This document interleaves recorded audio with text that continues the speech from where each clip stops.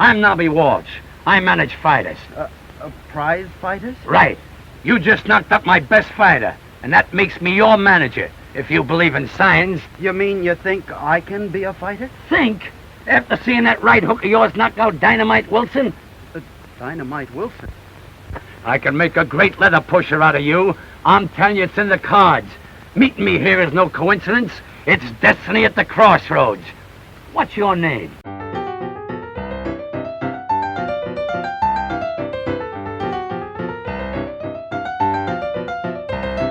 Hello and welcome to Comic Book Movie Oblivion, the podcast about feature films based on comic books and comic strips that people have stopped talking about. We are your hosts, Jordan and Kumar, that's me. And me. And this week we are talking about Palooka from 1934. We don't have a transition now that we don't have pause the podcast anymore. No, we just jump straight in. Just jump straight into it. Start talking about the comics. Tell us about the comics, Kumar. Yes, okay. I had to go back through my notes. Yeah. Okay, so the comic started in 1930 Yeah. by a cartoonist named Ham Fisher.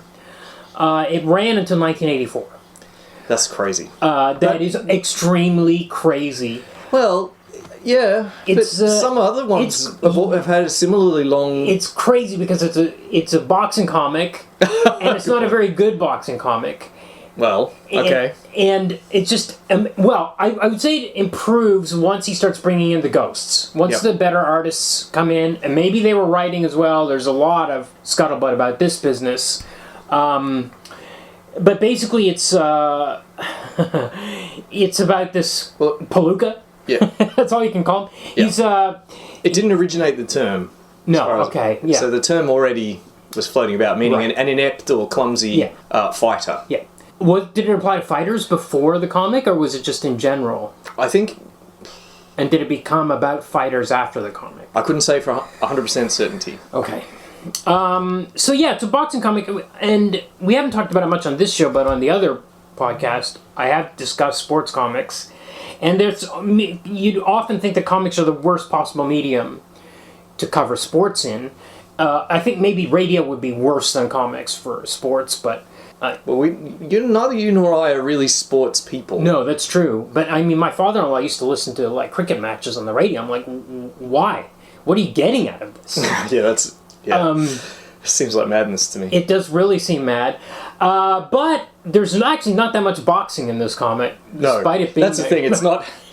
And when there is boxing, it's usually, like, 2 dailies, and that's about it, and then they're done. Fight's over. Sometimes we'll be hearing about the fight afterwards. Yes. Yes. Yeah. But on the other hand, I mean, there's an XKCD comic that I often like to quote. Are you familiar with XKCD? Yeah. And it's two men sitting at a desk, and one of them says, "A weighted random number generator just produced a new set of numbers," and the guy next to him says, "Let's use it to build narratives." And the caption is, "All sports commentary." Right. Right. So, I mean, there doesn't have to be a lot of sport going on for you to build up stories around sport. Around the numbers and what you're being told is happening. Yeah. That's true. Actually, that's absolutely true. So, I guess this was an immediate hit, because in 1932, we get a 15-minute radio show, which runs for, like, I think several months. Yeah. You were saying radio. I can only imagine what that's like. Yeah, the Joe Palooka radio show. What would that be like? As you said, a lot of it's the outside the ring shenanigans. That it's like a Palooka gets sitcom into. about a boxer. Yeah, because he's very occasional matches. He's ridiculously naive. Yeah. Really ridiculously good-natured. Yes. And ridiculously stupid. Yes. Combine those three things, and also he's very strong. Yeah, like cartoonishly strong. Yes. And with those four things, he can get into all kinds of strife. Like, he'll be kidnapped and he thinks he's in a boxing training camp. That's right, yes. You know, he teaches himself to fly a plane and lands it by accident. Yes. Yeah, all that kind of stuff. He beats up the cops when they come to rescue him from the kidnapping hideout. Yes. Just all kinds of... It's actually, I would say it's pretty... probably it's a hit because it's pretty well written. Yeah. I would say. Yeah. It's not brilliant. Yeah. But it's better than some of the other stuff. It is good at putting him in these situations. Yeah. It's interesting to me because this kind of super dumb character is something like I feel like it works in a comic, or maybe a short, maybe a sitcom. He's having adventures that you want to see how he gets out of. Yes. The guy, Ham Fisher's doing a good job of a cliffhanger. Yeah. And then we want to see how Joe gets out of this one. Yeah. He's seen a box labelled pineapples and he thinks he needs to eat them, but they're hand grenades. Yeah. How's he going to get out of this one? You know, this is different from The Adventures of Barry Mackenzie, where he's just looking for the snakes every week. Yes. Yes. Here we've got stakes, and you kind of want to find out what happens. Yes, I would agree with that. So this movie came out in 1934, but between 1936 and 1937, there were a bunch of two-reel shorts. Right. So these are 20 to 40-minute shorts. Yep. There were 9 of them. These starred Shemp Howard as Nobby. So this was pre Three Stooges Shemp Howard. Oh, that's Shemp Howard. Yeah, Nobby is his manager. No, his manager. His conniving. Yes, always trying to rip him off. Pocket more for himself. Doesn't really tell. He's always got a scheme. He's got a scheme. Some sort of quick, rich scheme on the boil. It's pretty familiar kind of picayune character.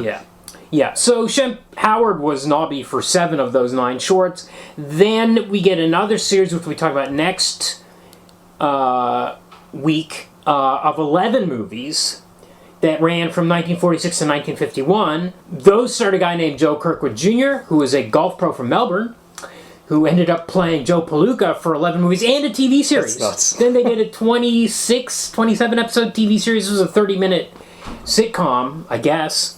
I think they're on YouTube. They're easier to find than the 11 movies. And that TV series had 2 different Nobbies as well. They couldn't keep their Nobbies. The shorts and this TV series and that's only 26 episodes, and they had one Nobby for 13 and a different Nobby for the other 13. And it really reminded me, I was thinking about the production of all this Joe Palooka media, content. And it reminded me of Barton Fink, where Barton Fink shows up in Hollywood and the producer's like, I want you to write fight pictures. And he's like, what is that? And it's like, there's a whole genre of wrestling movies, these cheap wrestling movies that just need to be pumped out. So he's hired this screenwriter, and the screenwriter doesn't know how to do it. But it just kind of vaguely reminded me of that. Well, they couldn't quite get the formula right. Yeah. This one reminded me a little of Red Rider. Do you remember when we did Red Rider? Red Rider, though, the guy behind Red Rider, whose name I've already forgotten, but he was the multimedia merchandise man. Yeah. Red Rider's just everywhere. Yeah. Yeah, you're Red Rider books, Red Rider films, Red Rider radio serials, all this Red Rider stuff in every possible, flooding every kind of cultural medium. This one, not quite like that. It certainly kicks off quick. Yes. I think sort of some of the background drama might be part of the problem with this as well. Because the big thing to compare it to would be Little Abner, for reasons that we'll get into. Yes. Little Abner hasn't had anywhere near the kind of mass media footprint that this series does, which is funny because, of course, Little Abner, I think, is much better. Yes, and it has the cultural footprint of maybe like the Sadie Hawkins dance. Cultural footprint, yes, but presence in multiple media streams, not so much. Agreed. Maybe Al Cap was just less greedy? I don't know. So, Ham Fisher created Joe Palooka in 1920, as far as we know. But he couldn't sell it. He couldn't sell the strip, and he was going around. He was actually selling comics. He was a traveling comic salesman. He worked for one of the syndicates, and he would go to local newspapers, the different newspapers. Every town, every kind of like largest city always had at least 2. Yeah. The golden age of print media. Yeah. And when he was selling the syndicates comics, he would, on the sly, try to also sell them on Joe Palooka, which he eventually did. He sold it to about a dozen newspapers and then went back to his boss and said, "Look what I did. Yeah. You're going to run my strip now?" You didn't? Yeah. And they did. Yeah. So, Al Cap, creator of Little Abner, was one of Ham Fisher's assistants early on. Or ghosts. Yep. And uncredited artist and possibly writer. Yes, this is the big point of contention. So probably writer, but we'll get into it. So there was a character that, I guess a boxer that shows up at some stage in Joe Palooka, named Big Leviticus. He's Yep. a hillbilly character. This character apparently was created while Al Cap was an assistant or ghost on the strip. And then he left and he created Lil Abner in 1934. Yes. Which was the same year that this movie comes out, coincidentally. But after that, there's a huge feud, public, an like enormous society. feud. Yeah. They're showing up at the National Cartoonist Society lounge, full of cigar smoke, insulting each other, laying into one another. Yep. I don't think it got physical, but just like abusing one another, taking pot shots at one another in the comics. In the comics, yep. So Ham Fisher would periodically bring back Big Leviticus and his family, and would, like once a year, and would say, read about the original hillbilly family. Yeah, the original hillbillies. Al Cap, who is much funnier and wittier, he would do things like, Ham Fisher got a nose job, and Al Cap did a racing bit where he named a horse. It was a knob job something job Bob Job Mag or something. Yeah, Nose job Bob. Yeah. Something like that. Yeah. It got extremely acrimonious. Al Cap wrote a piece in the Atlantic called "Working for the Monster" or something along those lines. Yeah. And Al Cap was a monster, as we learned in that episode. Yes, he was. So these two guys were not a sexual predator. Absolutely. Al Cap. And Ham Fisher stole one of his assistants, who became a longtime artist on Joe Palooka. Yeah. Mo Leff. By the way, all these guys have names that sound like comic strip characters from the 1930s. It's amazing. Yeah. Ham Fisher, Al Cap. Mo Leff. And then finally, I think Ham Fisher had tried to take Al Cap to court a couple of times, but it never went anywhere. Yeah. To sue him for copyright infringement, right, or theft of intellectual property or something like that. And then he started trying to get Little Abner shut down by claiming it included pornographic images. Yes, if he was faking it. Well, so he was either cutting off panels according to some people or redrawing panels according to other people. Yes. And he would submit these obscene comics to the court, and then Al Cap just produced the actual comics as they appeared in the newspaper, and it's like, it was laughed out of court. Yeah. Laughed out of court. Yeah. Yeah, he Little Abner is a sexy comic. Yeah. So it wasn't too hard for... Right, to just draw some dots on there. Yeah. Yeah. Phallic mushrooms. And, yeah.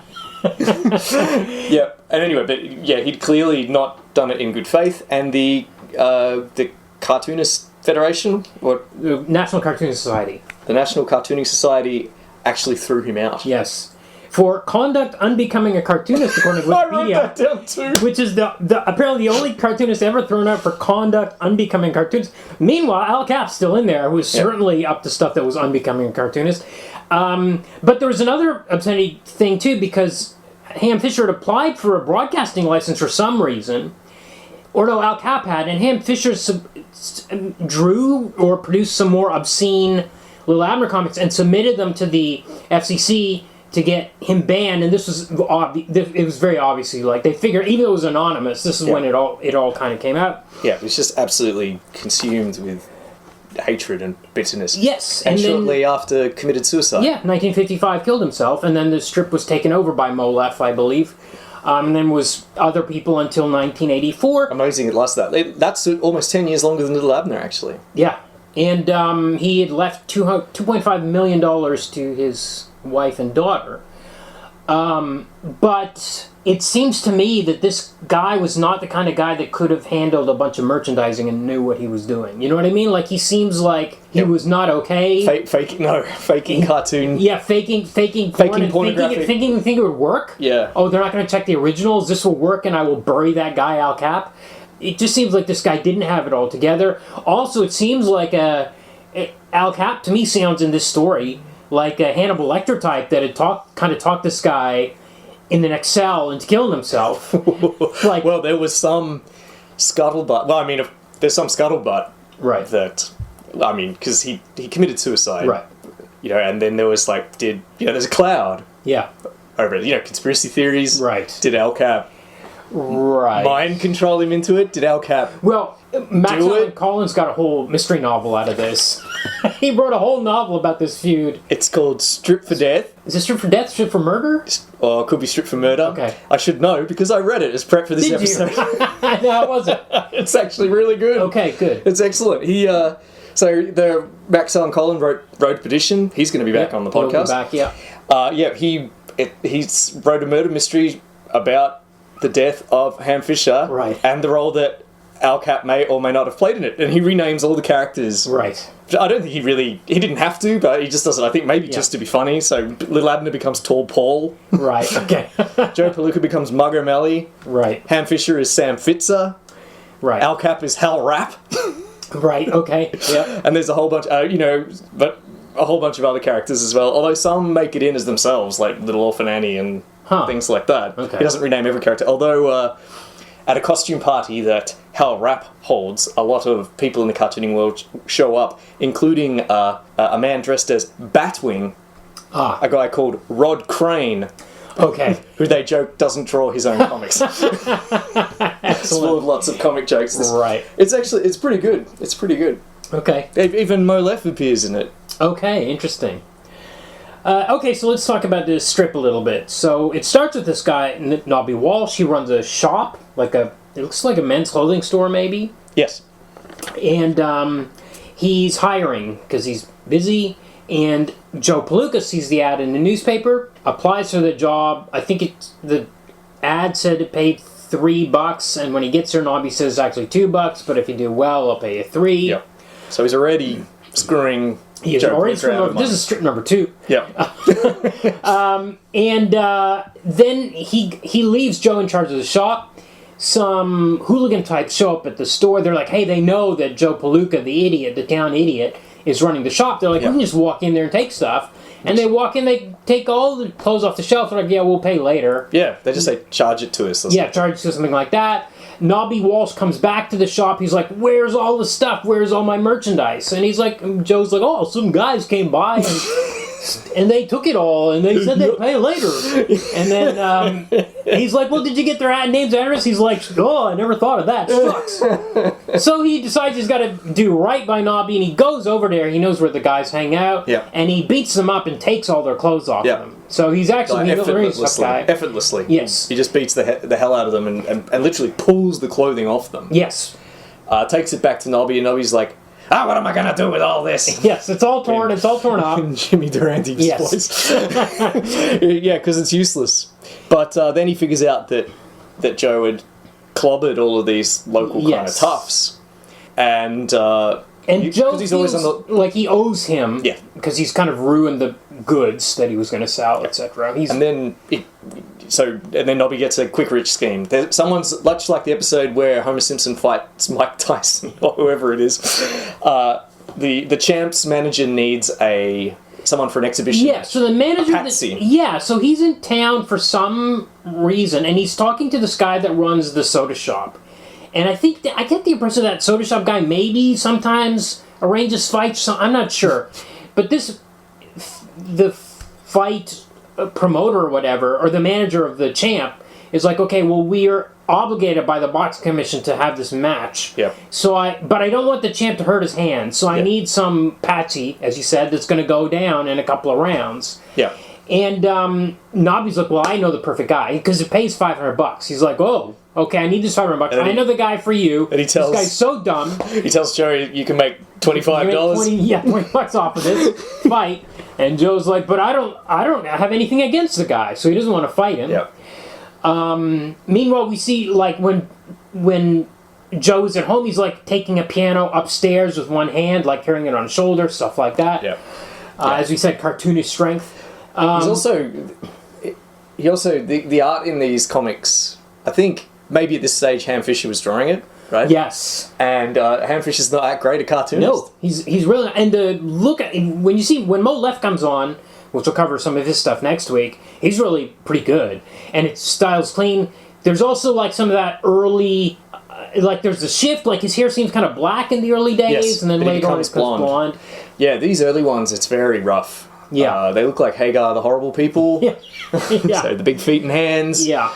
And later on, when Molev comes on, they look like they're very clean, well drawn. They look like it looks like Flash Gordon or something like that. It's interesting that Ham Fisher thought he could pull off a boxing strip in a sense that he didn't understand that he wouldn't be able to draw the boxing matches, or maybe he did. Maybe that's why there isn't that much boxing in it. Yeah. I guess there's maybe a realistic amount of boxing. Well, and there are a lot of cameos from real life boxers. Yes. Like Jack Dempsey shows up, famous American boxer. He's also in Strip for Murder. Right. Okay. All sorts of Eddie Rickenbacker, the flyer. Right. All of these they're just kind of popping up. Unlike Little Abner, where you didn't have those kinds of. There would always be some kind of goofy standing with a punny name. Yeah.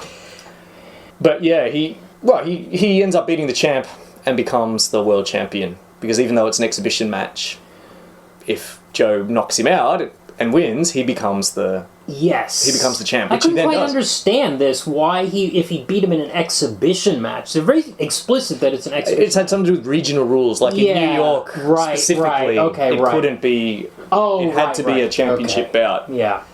So basically. And the champ is very arrogant about it. It's very much a Rocky Apollo Creed situation where we get the scene of the champ in his office talking to his corner, being like, I'm not worried about this guy. I'll play with him for a couple of rounds, give people a good show, and then I'll knock him out in the second or third or something like that. And Joe's not even in particularly good shape. Not that anyone's in great shape in these comics because they all look like sacks of potatoes. Yes. But, But they say, some people comment he's never seen a glove.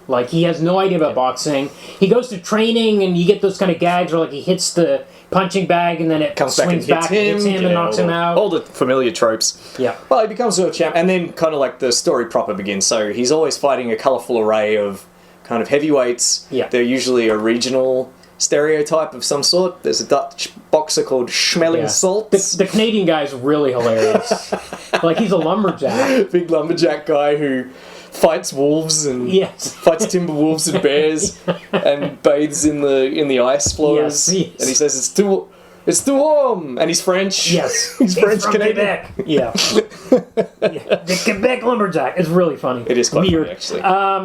This comic is funny at times. Yeah. Yes, at times it is. And the other thing, so what happens in this match with the champ, I think it's McSwat is his name. So basically, certainly McSwat in the film. He won't fight him until Nobby finally. I don't know why Nobby wanted him to win because I think he didn't care. But anyway, I think Nobby had sussed out that if he beat the champ, he would be the champ. That's right, and then they'd get all that money. And then he'd decide, and as well as he would have the world champion in his boxing stable of one. That's right. Yeah. So basically, he tells Joe that McSwat was the one that ordered those thugs to steal the clothes, and that's what makes him angry, and then he beats the guy. There's always something like that going on. Nobby's always lying to Joe and getting him to do something that Joe doesn't necessarily want to do.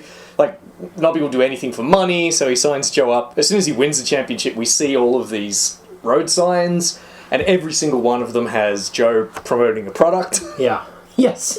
That's actually a good one. There's actually no dialogue in that strip. It's a very rare instance of dialogue-free strip. Of Ham Fisher trying to do something a little bit different. Yeah. Yeah. Yeah.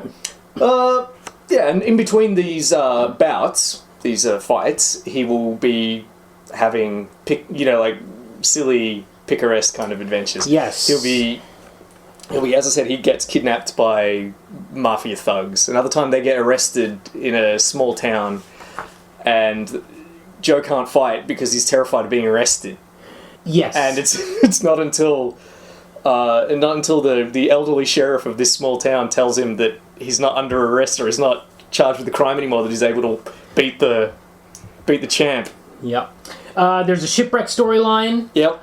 By the way, this is Prohibition era, and we haven't really seen any of the comics we've done from this time cover this. But when they're going to fight the Canadian, Nobby's like, okay, I'm going across the border, and I'll come back, and he goes over and gets wasted. And then when they're stuck on this desert island, they actually steal a ship from some rum runners, and then he goes down the hold and he gets totally drunk. He's like, I'm going to go just check what's around here, and then he gets totally blasted. Yeah. So that's a thing that kind of comes up once in a while. There's the whole flying a plane storyline, which we talked about. Where Eddie Rickenbacker teaches him to fly a plane. He doesn't even know he's flying it half the time, or he crashes it. So he's an aviator. Yes. They'll fly from city to city often with Joe flying the plane. That's right. He becomes a vaudeville entertainer. Yes, that's right. There's a whole storyline where he's faking singing, where a guy is behind the curtains singing for him. Yes. And then he stupidly talks to the guy who's singing while he's singing, of course, because he's Joe Palooka. Yeah. And the audience starts booing, and then I think Joe walks into the curtains or something and brings the whole stage crashing down, and so the audience decides this is the show, it's a show about an idiot, and they love it. So now he has to go all over America doing this dumb show. Yep. This is when he gets kidnapped, and now Nobby gets in a fix because the vaudeville theatres have this signed contract saying that Joe's going to appear every week. Oh yeah, that's often the problem or he's got to show up for a fight, and his idiocy has gotten him stuck somewhere or doing some other thing. Yeah. There's a wrestling storyline later on where they recruit him into wrestling, so Ham Fisher can draw some different moves. He does get a kind of girlfriend, this society debutante type named Anne Howe. She's very glitzy. Yeah, they're flappers. Yes. She's kind of like the early Blondie strips. Very much so. She is head over heels for Joe Palooka for some reason, just because he's a big dumb galoot. He's broad-shouldered and that's it. That's enough. Yeah, and at first I was like, this is really dumb, and then I kind of started to accept it after a while, because she just kept coming back as a recurring. Nothing ever really happens, I mean, she just sort of gloms on him for a little bit, and then... I think I did see in Wikipedia they got married in 49 or something They did, and Ham Fisher sent invitations... Okay. In a little bit of cross-media promotion, actually. Sent invitations to prominent people around America, who then replied with their acceptance, and I think he drew them in the comic. Oh, okay. Very good. Or Mo Left did. Yeah. There's at some stage he takes on a mute orphan as a sidekick. I didn't get that far. Somewhere. I did notice that in 1932 the art started improving, so he's either brought on... Well, definitely, because Al Cap leaves in 34... Oh, no. So if somebody's coming... That's what I'm saying, is he's probably on there by that... That's when it... Oh, no, wait a second. Strip starts in 30? Yeah. So he gives up pretty quick. Understandable. But he always... He writes it... I mean, he certainly wrote most of them, I think. Yeah. He has a knack for writing. Not everybody does. But Al Cap always maintained that he was ghostwriting as well. Yes. That's at least part of the for issue. A couple of weeks, when... Ham Fisher went on holidays or something. Right. And that was when he invented the hillbilly family. Right. He says. I did have a flip through, and there's a whole sequence with the French Foreign Legion. I don't know why Joe was in the French Foreign Legion, but he was, and he's out there in the desert having fist fights. For it, or... Yeah. Is there anything else I put in my notes? Oh, what does nertz mean? This is a word that comes up again and again. N-E-R-T-Z. Yeah. You look positively the nertz in that outfit. Oh, then I don't know. Sometimes it seems to be positive, sometimes it seems to be negative. I couldn't tell if it was a word that people used in the 30s, because I'd never heard it before, but I've never seen it anywhere else. I've seen it, but I thought it just meant something like shucks or... You look positively the nerds. I haven't heard that, you look the nerds. Yeah. I've just heard it meant something like nuts.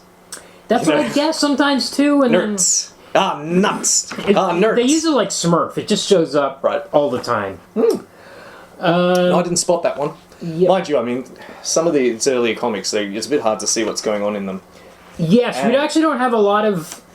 I don't think there's ever been a quality reprint of any of the Joe Palooka strips. I've just gone to online, Yeah, the quality's a bit better, and it does start to drag after a while. I mean, these were meant to be read, once a day. Yeah.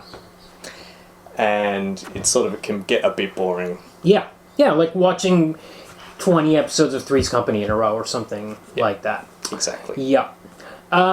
Is there anything else we want to mention about the comic before we move into this? Nope, let's jump onto the movie. Okay, so this movie comes out in 1934. It's pre-code. Indeed. 34. We know it's pre-code because we get breasts in the first couple of scenes. Yes, absolutely. Yeah, that's right. This is the same year that Harold Teen came out. But as I mentioned in that episode, this is also the year that It Happened One Night, which is an absolute classic. So again, Harold Teen had no excuse. As I said in that episode, because it happened when I came out that same year. You can write an all-time classic that's going to last for 90 years. I mean, we established they were just cranking those things out. Yes. Like 50 a year. Yeah.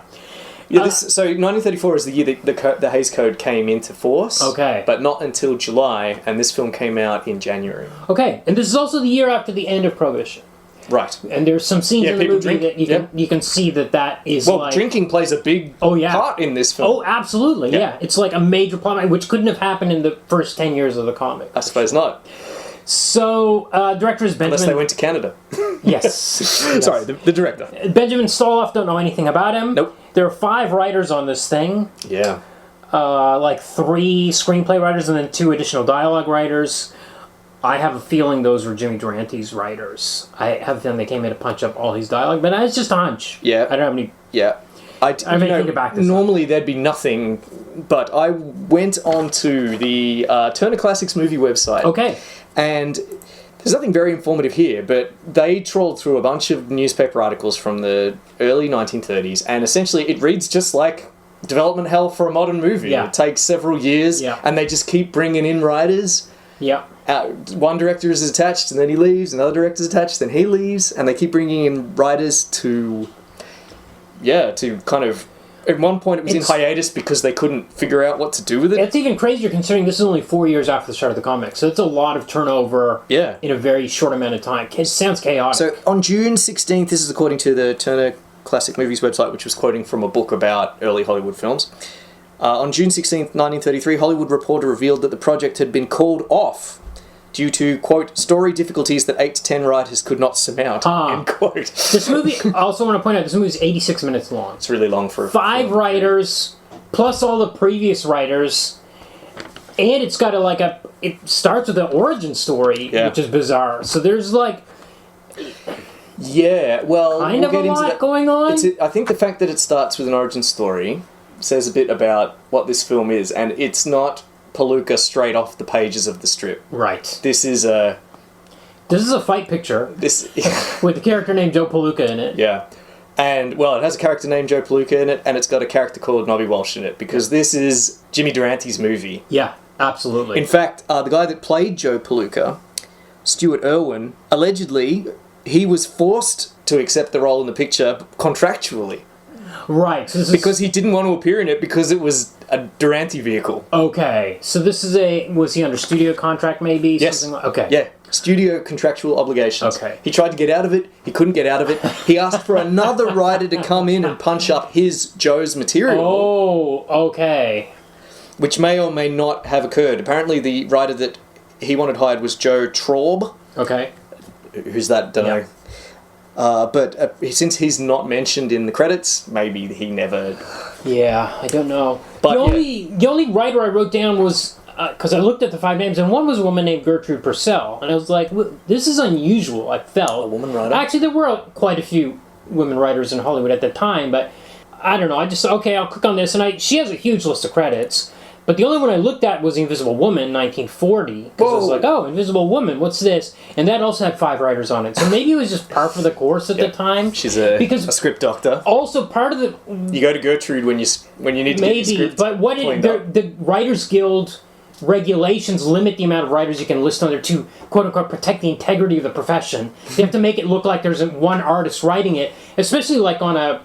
let's say DS9 or something like that. There's a writer's table with 10 people there, and 1 person or 2 people get their names on it because that's the amount that's allowed by the Writers Guild. Maybe this wasn't in place in the 30s. What if we should start ringing the bell for Star Trek? Yeah. Seem to mention it every week. Yes. But anyway, as I mentioned, Jimmy Durante is the kind of the headline of this movie. He's top billed. He's top billed, and he's on all the posters. Yes. Jimmy Durante, in case you don't know, is a kind of a famous singer, entertainer from America. He's the skidamarink-a-dink-a-dink guy. Yeah. And ha-cha-cha-cha-cha. Yeah. He even does that in the movie at the very end. He does that, but I kept thinking... He's got a very big nose. He's famous for his nose.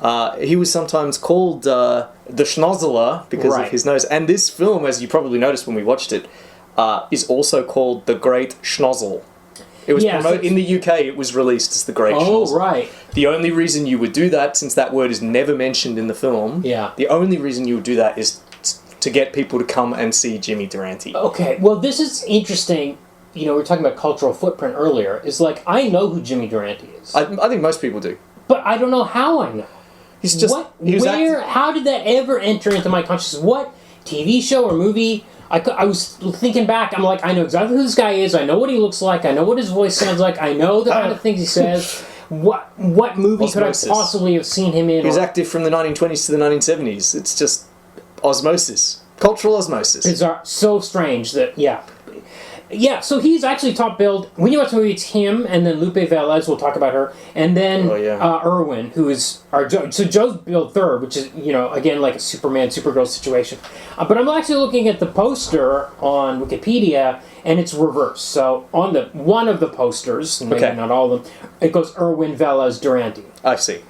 But again, it's kind of goes back to, well, I guess most Shemp wasn't a big name at the...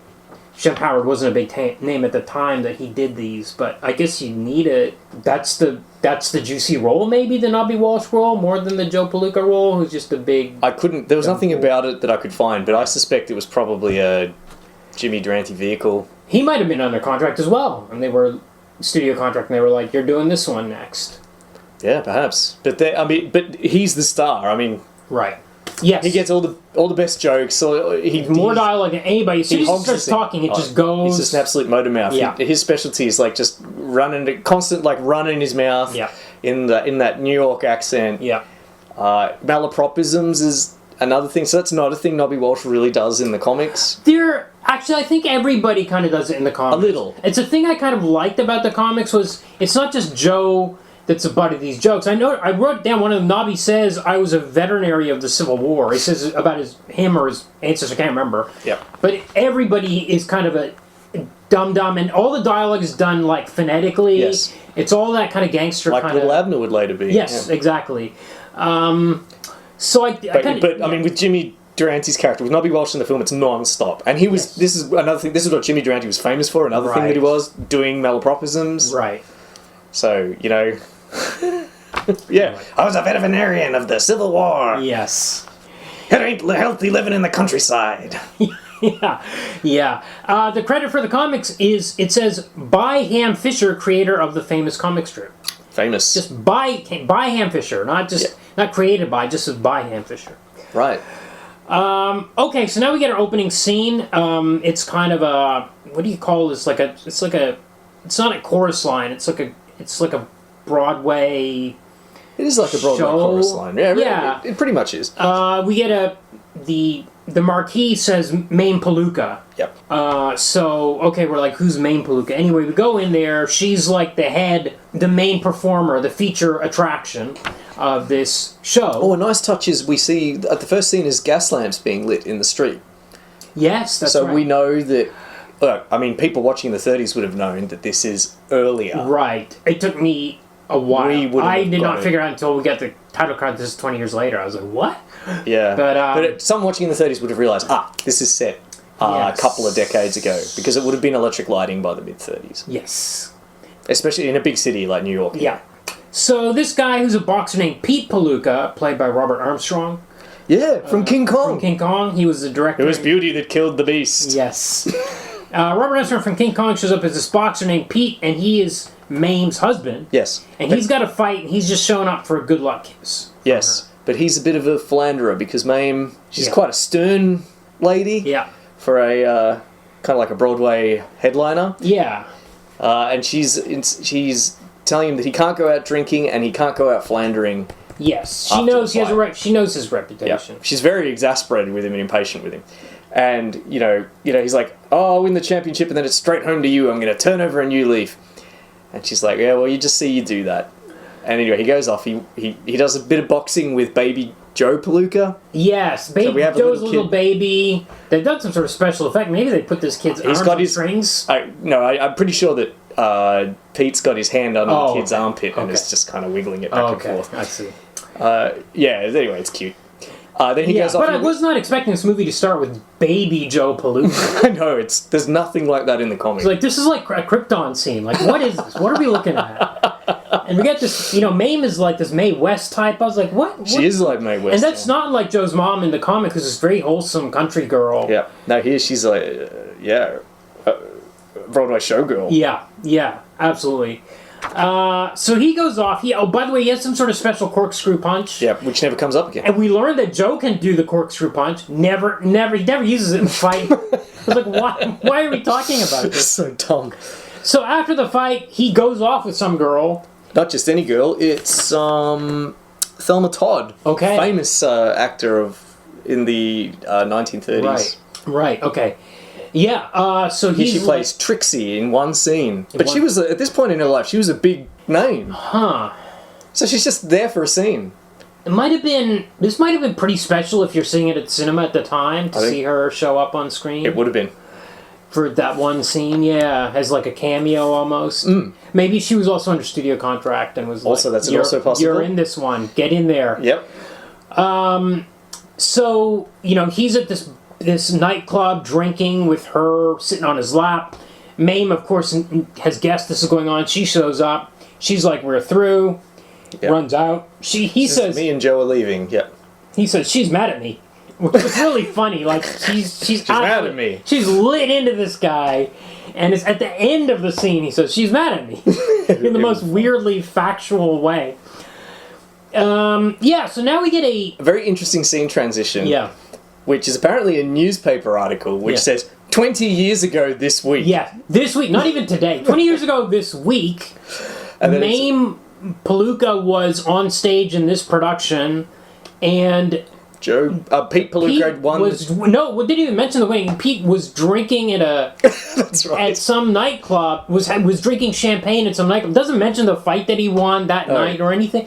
Very it's weird. The strangest damn thing I've ever seen. And then we cut to. Well, this movie is full of newspapers where the front page headline is about a boxing match to win a girl or something like that. I paused. Someone realized that you can use newspapers to do scene transitions, but they didn't think too hard about what a newspaper actually looks like. But she says to her maid, she says, "Well, look at this."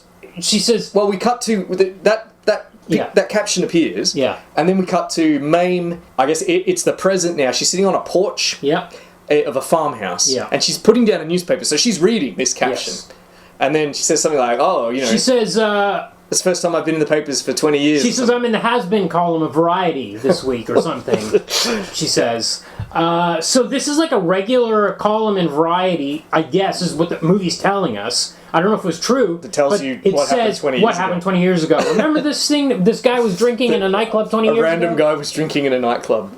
Yeah. When his wife was performing down the road in a club. Yeah. Okay. Yeah. Very strange. So we learned that she's running a farm. Yep. Mame's farm. Yep. And presumably has been for the last 20 years. Yes. She gets a postcard from Pete. So now they're estranged. Pete has...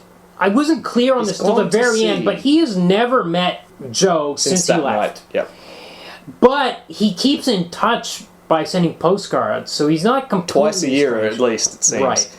Yeah. Strange. And so this is pre-code. This postcard is wild. Yeah. Oh, yeah.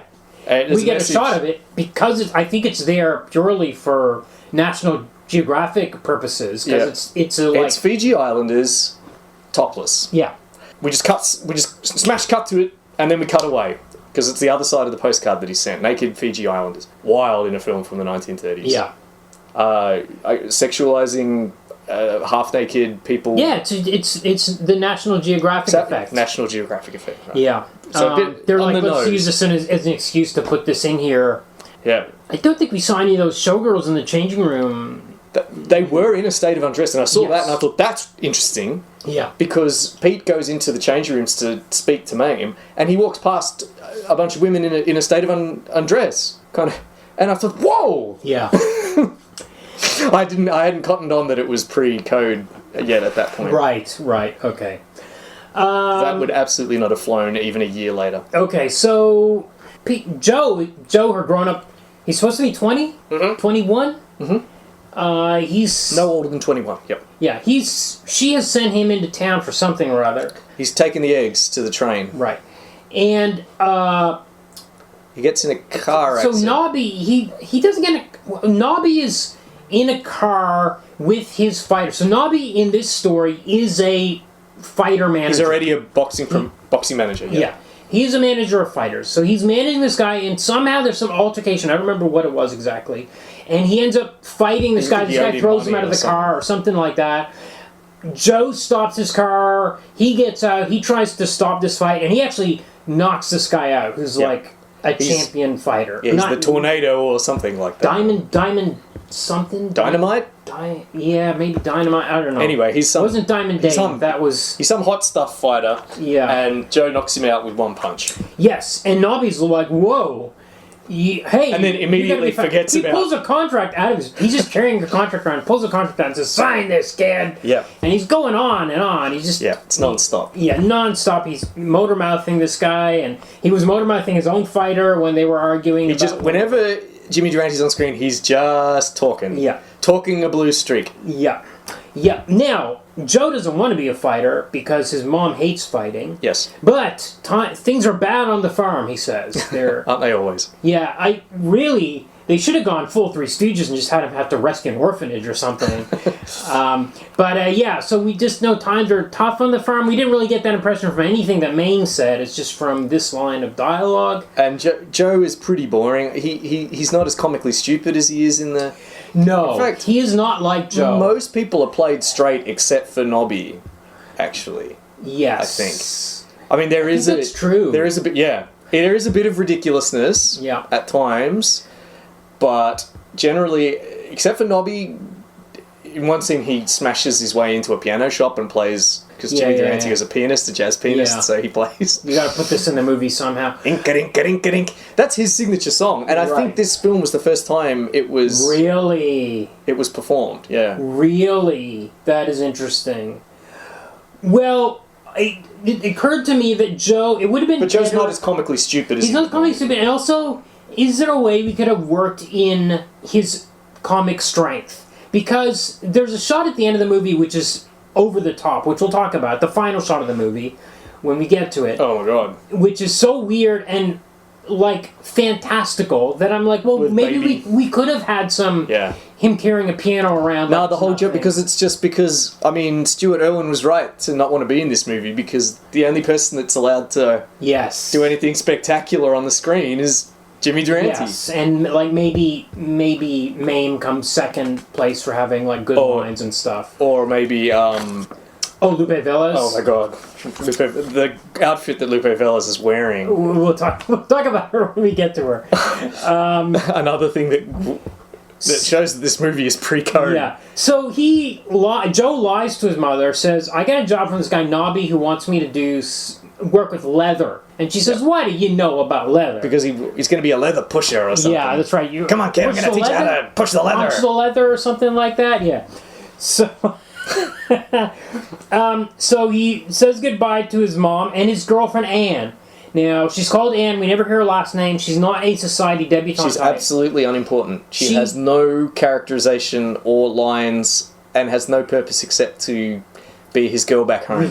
This is a big question we got to come back to. But I do wonder if they lifted her name from Anne Howe from the comics. It must be. No doubt. Or was it just coincidence? Because this character is nothing like Anne from. But no one in this movie is anything like the characters from the. That's true. From the comic.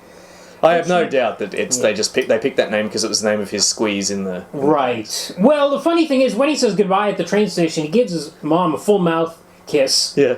And then he doesn't kiss his girlfriend goodbye. Well, he never kisses her. It's sort of like a running gag. They get interrupted, yeah. She really wants him to kiss her, and he never does. He's always distracted by something. Incidentally, speaking of the train... when Nobby gets him to sign the contract, they're at the train, and then no sooner did he sign the contract, it's a train that Joe is loading eggs into. So this is not a passenger train. This is like a freight train. Right. Joe's loading eggs onto it, and then Nobby's like trying to talk to him. Come on, kid, I'm going to teach you to be the best leather puncher or whatever it is.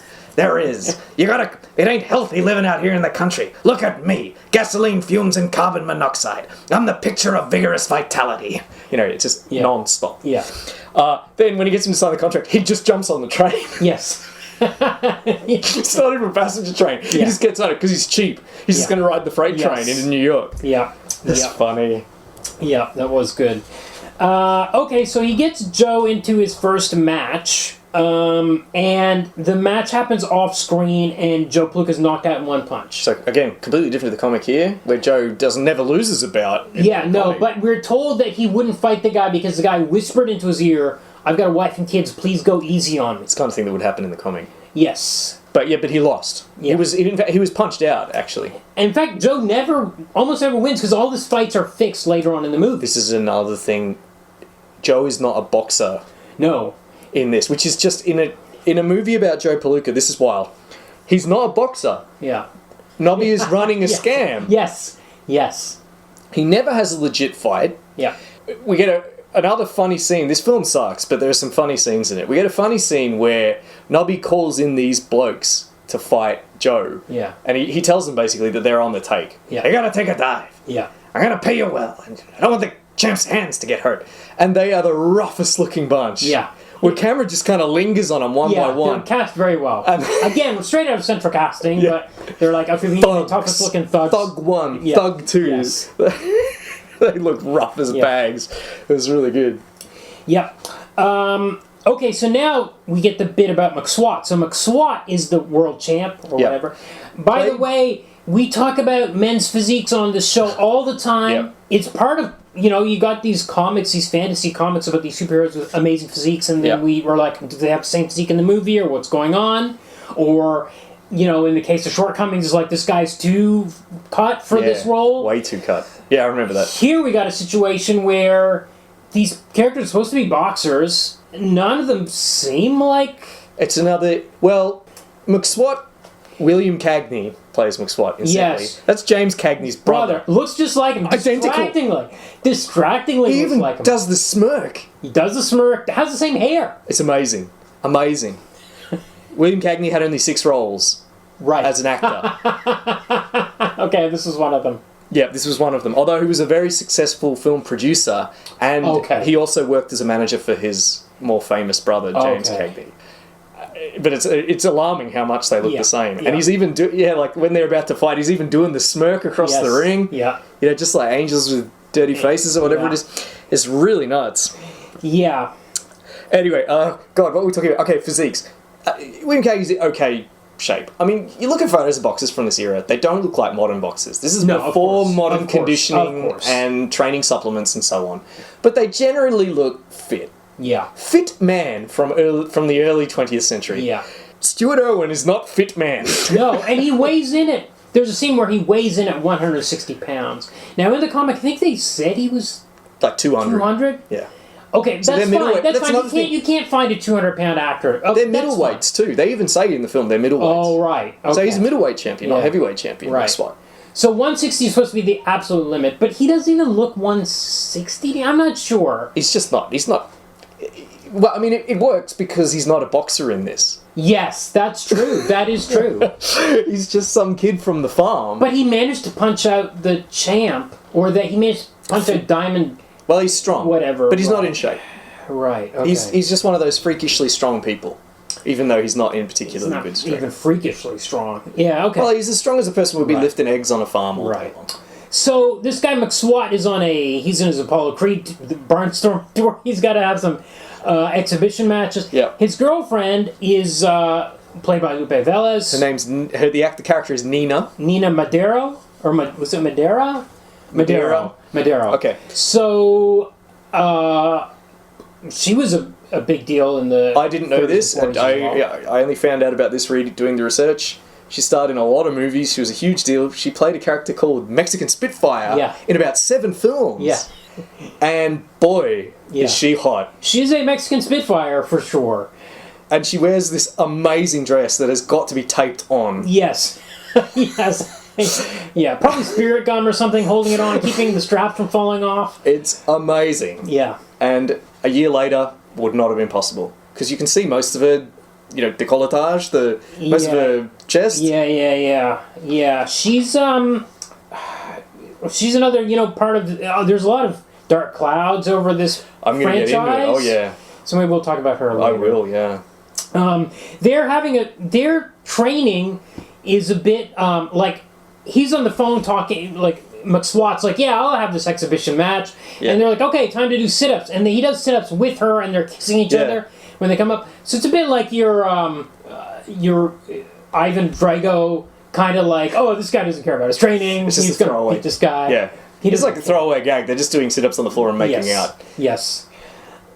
He's absolutely dissolute, and it's her influence, it seems, because she's always taking him places and partying with him.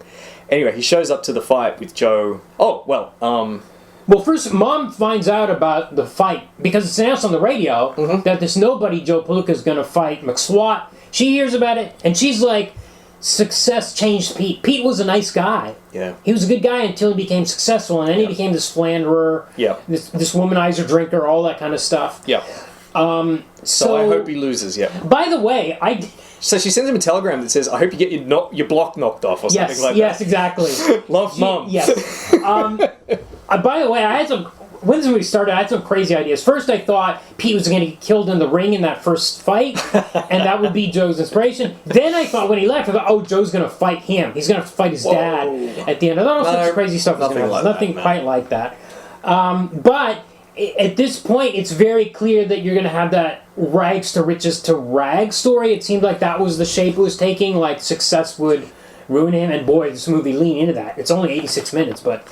only, God, it feels like 3 times as long. Yeah. Okay, so McSwat shows up late to the fight. He's drunk. He's drunk. Yeah. So again, this is one of those plot lines about drinking. Yeah. Now... And his manager, Doc something or other... Yeah. Wants to cancel the fight. Yes. The guy can't fight. Yes. He's had a skin full, and even though it's an exhibition match, the championships the titles at stake. Yeah, don't get that. Yeah, they didn't even bother saying it was because of New York rules this time. No, and it's not heavyweight champion of the world either. It's just, as you said, it's like middleweight something or other. Yeah. So. Stakes are a lot lower. He's drunk. But Nobby's talks him in. Nobby's always trying to play both sides. Yeah. Here he's just, the champ. He's trembling in his shoes. He's about to faint. Yeah. Your guy can knock him out even drunk. I'll send him in. And he's like, yeah, he doesn't really want to do it, but McSwat's given that James Cagney grin and saying, I can beat him. Like, yeah. Just knock the shit out of him. Yeah. So they agree against the manager agrees against his better judgment, and sure enough, when the fight happens, Joe hits him in the stomach a few times, and he goes down because he's full of booze. Yes, he passes out from the booze. Right, yeah. That's not revealed until much later in the movie. There's a line. You're right. I've forgotten about that. It's like he just basically passed out in the ring. Yeah. But Nobby tells him to hit him in the stomach. But here's the key point, which you were talking about earlier.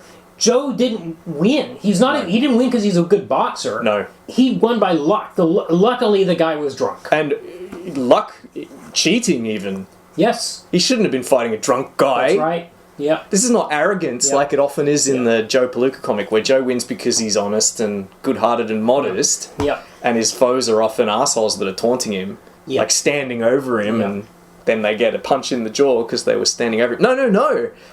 Joe should not have been fighting a drunk guy. Yeah. Yep. He did not win fair and square. No. By the way, I also didn't think that McSwat was that bad of a guy. No. And in the comic strips, especially later on, the villains are so cartoonish. The opponent boxers, they're so villainous. Yes. Yeah, you're right. I wrote that down specifically. McSwat even though he has the evil grin. And he's arrogant, but whatever. Sure, who wouldn't be? He's a boxer. He's a champion boxer. He earned his title. Yes. And lost it unfairly. Yeah. And then loses his girl. Yes. So this is the key thing that happens in the fight is Nina goes all googly eyes for Joe Palooka. She only loves the champ. She loves the championship, not the... Or as Durante says, she loves the championship. Yeah. Not you. Yeah. Yeah. So she immediately falls for him. She just latches onto him instantly. She gets him back to her place. Oh, but first she invites him to her lounge show. She does a a performance here. She does a musical number. Oh yeah. At the club. At the club, they're getting telegrams of congratulations to Joe. Yeah. These are being intercepted by Nobby Walsh. Nobby's Yeah. like, don't show him the one from his mother. Don't show the one from the girlfriend. Here's one from his father. Show him this one. This will inspire him. Yeah. After the lamp show, she takes Joe back to her apartment. Really is coming on to him. In fact, spills a drink on his crotch. Maybe intentionally. Maybe Probably. it seems to be unintentional, but it's like, oops. Yep. Your pants are wet. Go in there and take them off. Well, she says she'll do anything for him, and he's like, gulp, anything? Yes. She says, yeah, anything. He goes, could I have a cheese sandwich? Yes. I think, like, Wayne's World 2 picked up on this. When Really? Tim Basinger was like, shall I put on some music? And he's like, you got any Megadeth? It's a bit like that. Yeah. Where she's on the sofa with him. Yeah. The nerd that doesn't understand that someone's Exactly. coming onto him. Yeah. Exactly. It's exactly that. But on the other, gee, he figures it out pretty quick, doesn't he? So anyway, this scene goes on forever. Nobby shows up trying to get. Nobby, he doesn't want the girl to ruin his fighter. No. So he's trying to get them apart. Yeah. His strategy knows for doing this is to make her in love with him. Because he's clueless.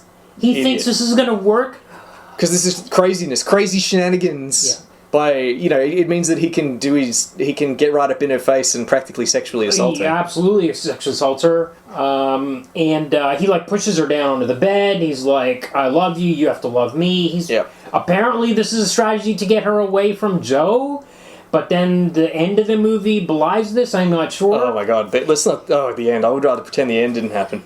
Okay. But, so shenanigans. Nobby lies, says his mother's waiting for him at the hotel, and as a big mama's boy, he leaves instantly That's right. to go find her. Then Nobby's alone with her. Yeah.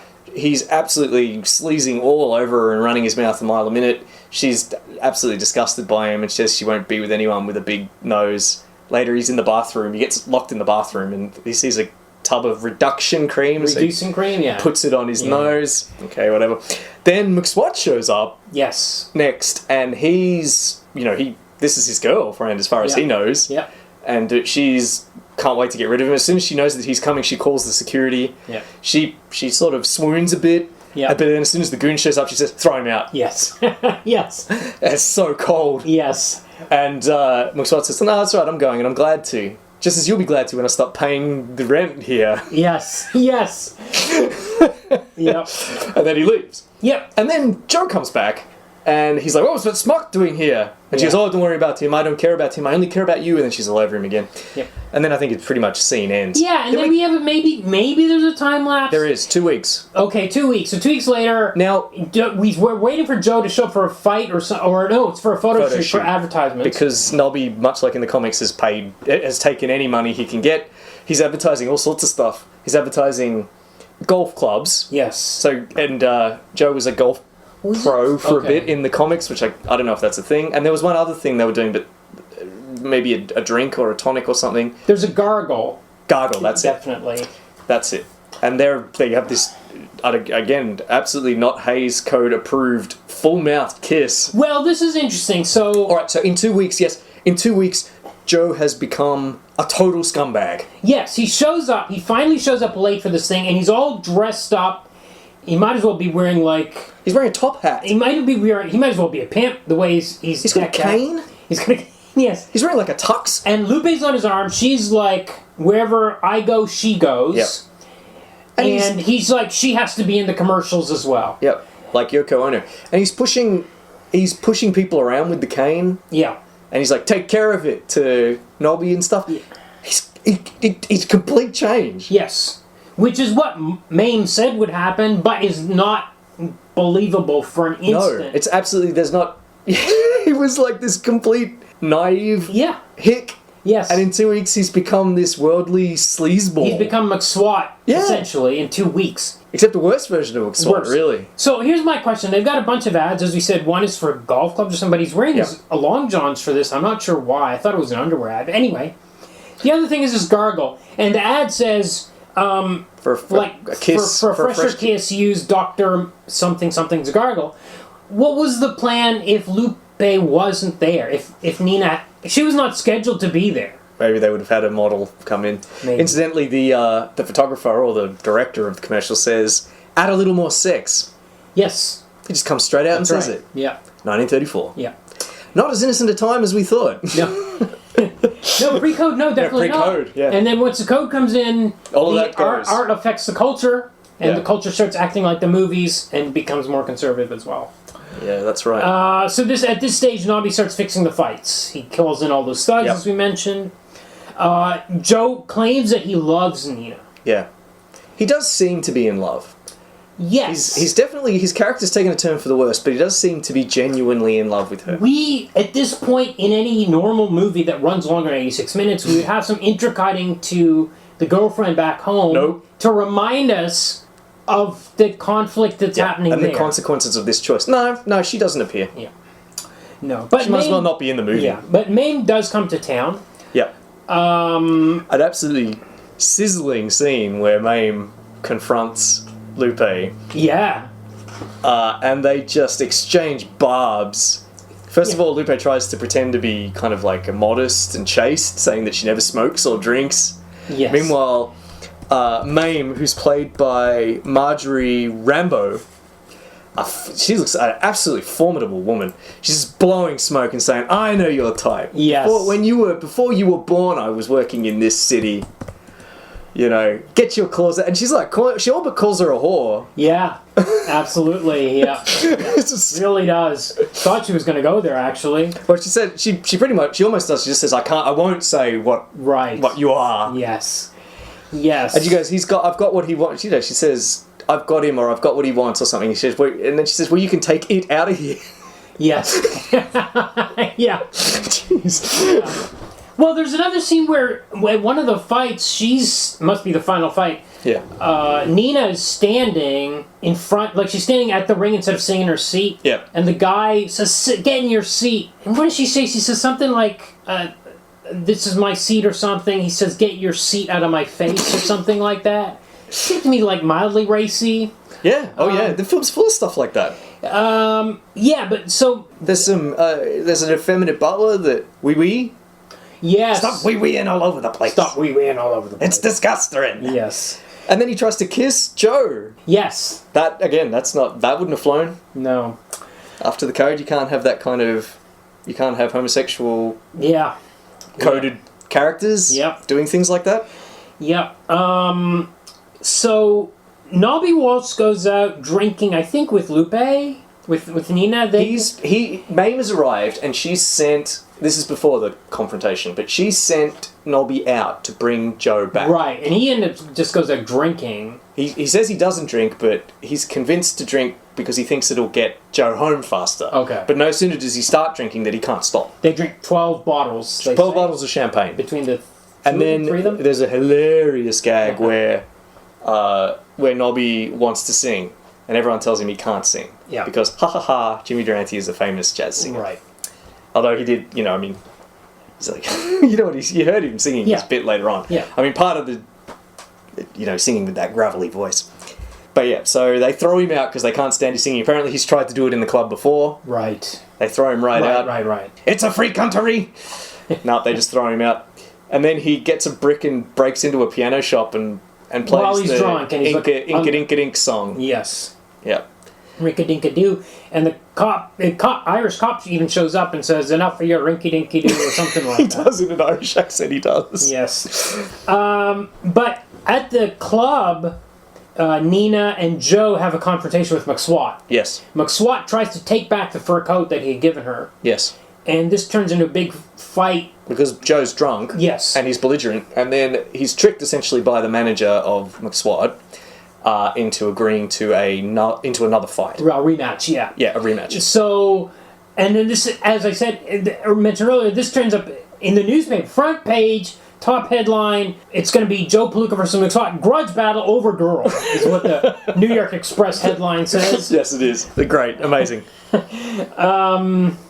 So Nobby's horrified because he knows this will be the end of his phony boxer's career. Yes. Because, again, Joe is a phony. That's right. He is not a real He's boxer. never won a single match legitimately. No, it's always just these guys taking dives. So he's horrified, but unfortunately Joe can't be dissuaded. And Pete shows up. Pete Palooka, his dad. Yeah. shows up after 20 years. This is, yes, and he Introduces himself to his son. I'm your another dad. great scene with Mame where she just kind of stares daggers at him, and the air's just fairly crackling with tension. Anytime she was on screen, I was kind of enjoying the movie, I think. Yes, I think she's really good. Really great actor. Yeah. Nominated for 2 Academy Awards in her lifetime. Okay. But she didn't win. So now Joe's found out that he's not a real boxer, and he's obviously despondent. Yeah. Pete comes in, they have a reunion, they're pleased to see one another, but Pete says, I'm proud of you, son, you did what I wanted you to do, you've become a champ, a great fighter, following in my footsteps. And Joe's like, well, not really, I'm not actually a fighter. So Pete offers to train Joe. Yeah. I'm expecting a Rocky training montage here. No, they apparently train for 10 minutes. It's the same night. Yeah, we get the weigh-in. Immediately, cut to weigh-in. He weighs in at 160, as you said. Then McSwat weighs in. Yeah. And he's 6 pounds over. Yeah. And they're like, what gives? They look down, and Nobby's got his 1 foot up on the scale. Trying to disqualify him. And he goes, I'm sorry, I thought I was in Dinty's bar. Right. Yes. So that'll be a bringing up father reference there. But Nobby bets against Joe. Oh, he's such a scumbag. So he tells this other guy, this kind of gangster type. Yeah, some sort of underworld figure. Big underworld figure. He's like, hey, you got to bet on Joe. It's a sure thing. Yeah. I'm not sure why he encourages him to do that. Maybe to weigh the odds. Yeah, maybe so that he would get better. The odds. That would make sense, although it's never stated. He just seems to be making a noose for his own neck. Yeah, and then he himself bets against Joe. Yeah, he encourages him to seek really bad odds, on 2 for 1 or something like that on Joe. I guess so it will push up the odds on McSwat. I suppose, but they don't actually say that. No. Anyway, the trainer who's in every scene, but whose name I don't remember. Oh, you mean Joe's trainer? Yeah. Whitey. Ah, right, Whitey. He's disgusted at no, this is really beyond the pale. Yeah, yeah. Yeah. But he does it. He goes and places the bet. Yeah. I don't remember if Whitey was in the comic strip or not. Certainly, the black driver, Smokey, who also does a lot of stuff, racist caricature in the comic. Terrible in the comic. Very terrible racist. He's in the movie, but he's like the masseuse or something like that. He's barely in the corner, but he's in a couple of scenes, if that, in the background almost. But he's in the opening credits, he's... Yeah, there are 2 actors of colour in this film, both with storied Hollywood careers. Yes. Yeah. Okay, so we get the fight. This is probably about 8 minutes from the end of the movie. The fight starts. And it's funny how... Pre-Raging Bull, how these fights are shot. Yeah, like McSwat is actually delivering dialogue. He says to Pete, who's outside the ring, hey, Has-Been, I wish you had both. I wish we were both in here. Yeah, things like he's just speaking normally while he's being punched. He's the designated villain. Yeah, that's why he's saying these things. Yes, but he's just saying them while the fight, while he's being punched in the gut.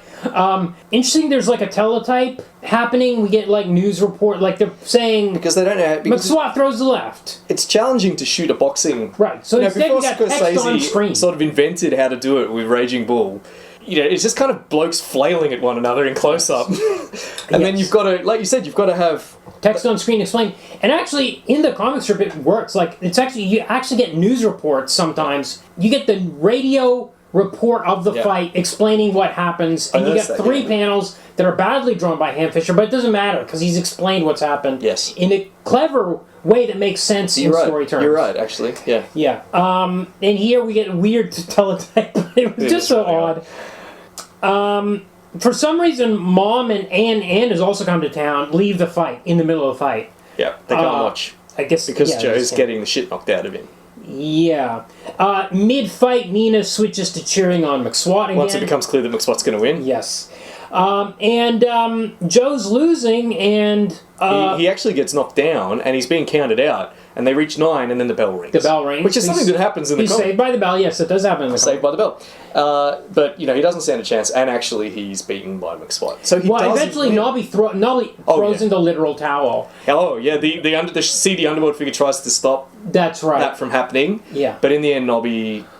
his dad... First, the dad tries to throw it into... I can't remember, but... Yeah, they both try to throw in the towel. I have to say, this is very, like the end of Rocky, interesting to have the guy you think was going to win. You think Lose. Rocky's going to win. You think Joe Palooka's going to win this fight. And it's going to be a triumph. It's not. He actually No, he loses. Deservedly, because he was phony. Yes, that's true. But then McSwat is knocked out by Pete after the match. That's right. So I guess the last in shot, the hallway, he like punches. the last him out. shot counts for all. So Yes, Pete that's right. knocks him out. That's right.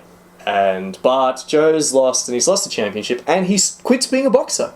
He goes back to the farm Yeah, because Nobby. which is now an inn. It's the Palooka Inn. Well, It's what no happens longer is Maine's Nobby. farm. It's because Nobby leaves them an enormous sum of money. All his winnings from betting against Joe, he feels guilty. He's running for his life He's on the run. Yeah, from seedy underworld guy. yeah. And he sent Joe all the money he won, and it's tens of thousands of dollars because he bet like $20,000 or something. Yeah. And Joe goes back to Anne, And she's just even takes him though back. he said he was in love with Nina, Yeah, and believed it seemingly until an hour ago. yeah. It doesn't make sense. They should have just poor old Anne shouldn't have been in the movie. Her only purpose was to just be the girl at home. Yeah. To unquestioningly wholesome- take him back country because girl. the script said she should. She had no reason to take him back. He's become this sleazeball overnight. Oh, well. Whatever. She takes him back, and then we cut to later, I suppose. Yeah. It's on, as you said.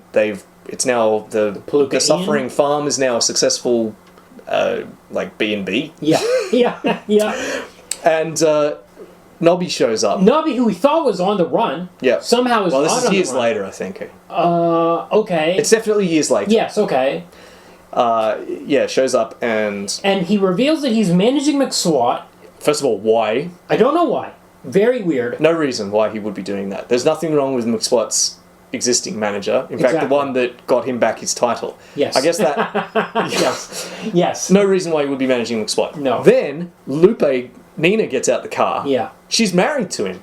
Yeah. Why would this happen? Yeah. No big question. reason. He wasn't actually into her. Because this is his film. Well, he was into her, but she Yeah. absolutely was not into him. No. Because he's disgusting... And he's not a prize fighter. No. Bizarre. Absolutely bizarre. Because it's his movie. That's why. Yeah. And then... and they have a baby. Reveal number 3 or reveal number 4, they have a baby. And it's Jimmy Durante in a baby costume. Yes, they pulled back the little basket. The baby's in a basket. They pulled back the blanket, and underneath they've done a special effect, like they've done a giant basket, and Jimmy's in there. Yeah, Or his- with one tooth. They blacked out his teeth Yeah. and left one white. And he goes, and they say something to Uncle Joe, and he says ha ta ta ta ta ta ta, which is Jimmy is his Durante's catchphrase. catchphrase.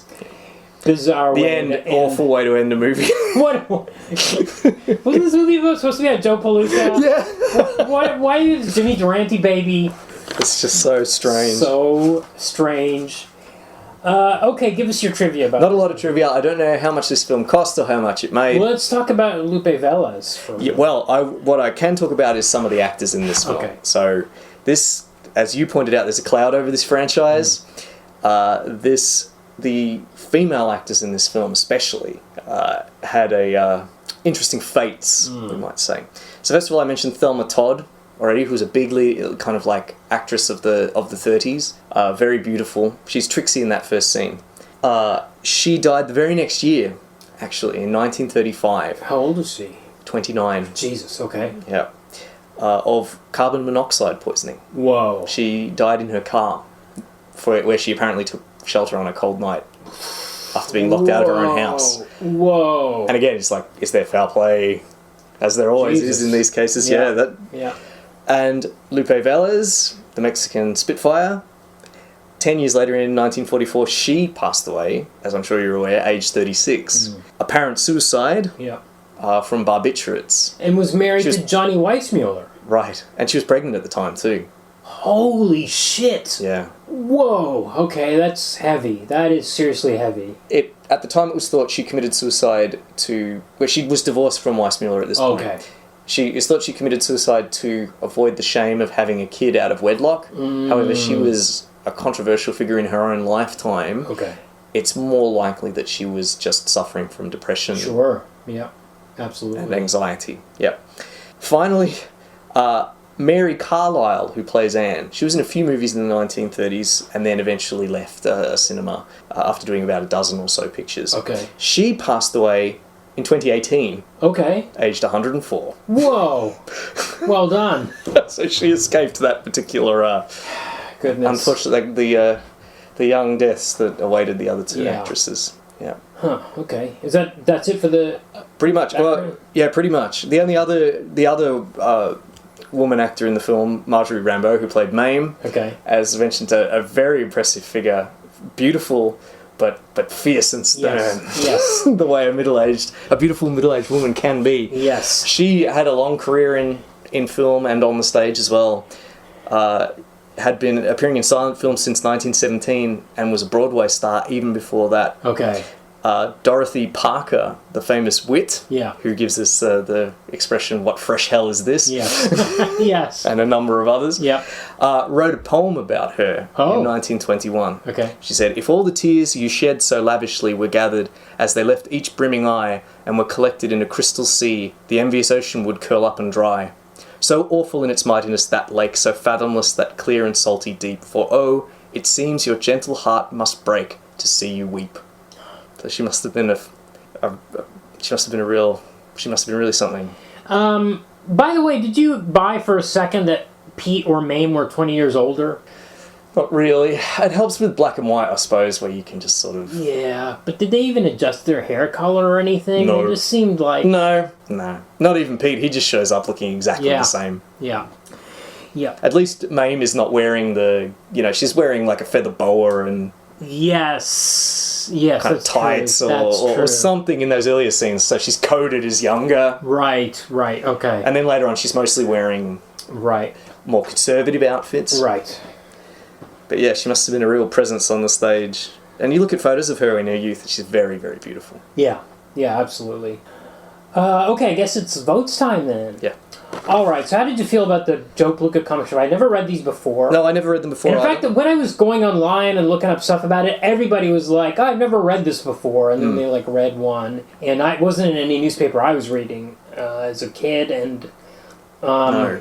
Well, I mean, in Sam Fisher's lifetime, it was becoming less and less popular. yes. Losing ground to Little Abner. That was part of the Right. bitterness of Oh, the feud, right, of that Little course. Abner's much more popular Yeah. and running in many more... at its height, it's running in hundreds of Yeah. hundreds of newspapers across many hundreds, but it's losing... Yeah. And, probably by 1985, it's probably running in, hardly any. Yeah.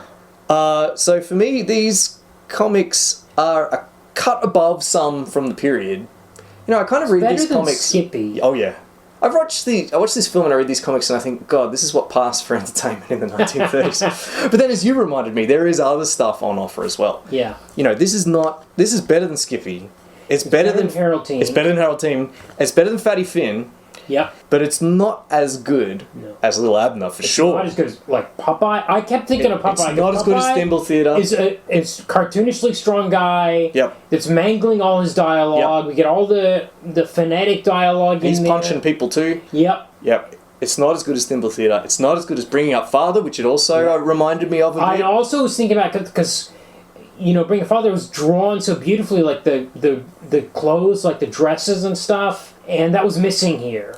Yeah. He just can't draw as well. No. And Fisher's not the... Well, we're going to look at some comics with better art in the coming weeks. Yes. Next week, I should say. So I would say it sort of exists between kind of those first ones I mentioned, and the really good stuff from the 1930s. It's going to be nay for me, but it's certainly better than Skippy, Fatty Finn, and Harold Teen. Yes, it's a nay for me as well. Got some good stuff. Like you said, some of the plotting is good. Like, as a sitcom, it kind of works. A boxing sitcom. I have a hunch that I'm going to enjoy next week's more. So I'm going to go with a safe nay this week. Yeah. With some caveats that it's not all bad. But maybe, there might be a yay next week. It might actually upgrade. Sure. What about the film? Same as the comic. It's a nay for me. There was some stuff in there that I liked. There were some performances that I liked. Yeah. There were snippets of dialogue. I agree. There's a few scenes in there that are good. Yeah. But the film's too long. At 120 minutes, it's too long. Yeah. It's just that there are whole big long sequences where nothing goes anywhere. Like the tension with Joe's family. There are big long scenes dealing with that, and they're dull. Yeah. Nothing's happening. Joe's not even on. Jimmy Durante's pretty good, but he's just playing himself. Yes. That's another thing. I actually think he's kind of overpowering. Yeah. It's This isn't too really much. It's not supposed to be Jimmy Durante the movie. It's supposed to be Joe Palooka the movie. Exactly. So you can see why it was promoted in the UK as The Great Schnoz. the Great Schnozzle. Yeah. Yeah. So that's an A for me. Okay. Too. Adaptation. Curious one. They got a lot of the origin wrong. Yep. And I don't know why. I don't know why they had to change the origin as it existed. I think the thing with him beating up those guys who came into the shop. It's tricky because most of the other kind of adaptations that we've seen from around these times are just straight adaptations. Yeah. They've just taken the stuff out of the strip.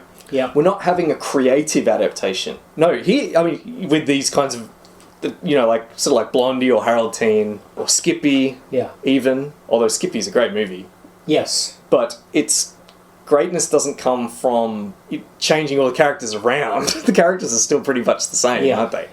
It's really well directed and it has interesting themes regarding kind of like poverty and stuff like that. No, here... They've tried, you know what they're like, we've got this property, they've licensed a comic strip which is about boxing. Yep. And they're like, well, let's make a boxing movie. A standard 1930s fight picture, rags to riches kind of thing.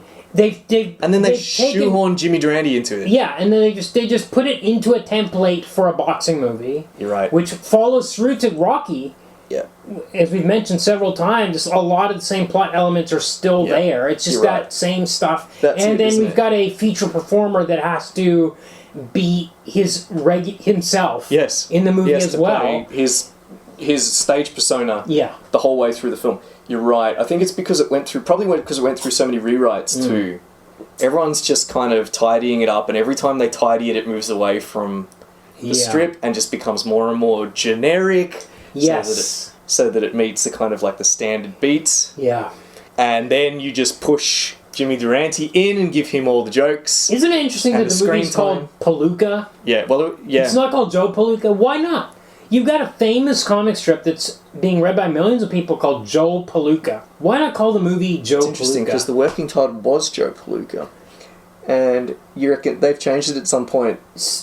Who's the Palooka? I mean, it's like... There are 3 Palookas in it. Yeah, so maybe it's just by name, and then there's maybe more. Maybe it's about Palookas in general, like inept, clumsy people in the world of boxing. Yeah. Were they trying to take a step back and say, this isn't necessarily about Joe, this is going to be about... Exactly, that's what I'm wondering. Yeah, it seems likely. So yeah, nay for me. Yeah, nay. Like, none of the characters are like... It's like we said earlier... Joe is not at all like his character. Yeah, he's supposed to be a good-hearted bumbler, but who triumphs essentially because he's a good sportsman. Yeah. So he's good at sport. When they end up on that deserted island, he finds a treasure chest full of jewels and money. They throw the money away because it looks out of date, so they figure it's not valid anymore. They find these doubloons from the 1600s. They keep the jewels, but he gives them all away. He's not corrupted or corruptible by anything. No.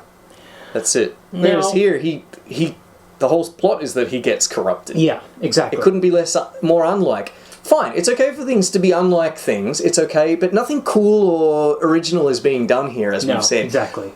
Instead, we've just gone into a rags to riches to rags. We've just bolted right into that. That's not a good adaptation in my book. That's not the kind of change which I would celebrate often in this podcast. Yeah. No. Okay. Please like, rate, review, subscribe. Please DM us on Facebook or Instagram or leave comments or on Blue Sky. Please send us an email at the email address in the show notes. And please join our Patreon at patreon.com/comicbookmovieoblivion, all one word.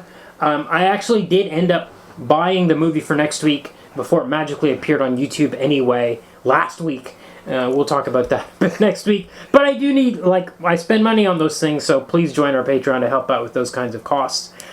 Okay, so next week we're going to talk about the next Joe Palooka series. So it started, I think, at 46, did I say? Okay, I think, so 46 to, 51 or 52 and there's 11 of them. There were 11 of them. So we're going to do, 8 of them are now on YouTube. We're going to do Joe Palooka Champ. That's the first one. The first one.